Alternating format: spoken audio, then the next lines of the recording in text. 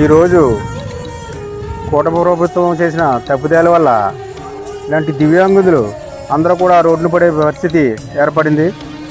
గతంలో దివ్యాంగులు చూసి ప్రజలైనా ప్రభుత్వమైనా సరే అయ్యో వీళ్ళకి జీవనోపాధి ఎలాగని చెప్పేసి పెన్షన్ కల్పించి వీళ్ళకి జీవనోపాధి కల్పించే విధంగా ఉండేది.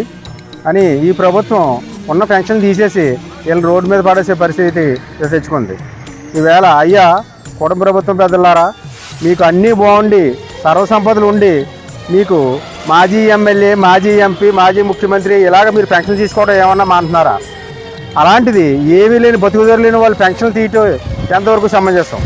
ఈవేళ ఈ పెన్షన్ వల్ల ఇలా తిన్నాకి తిండి లేక రోడ్డుని పడుతున్నారు.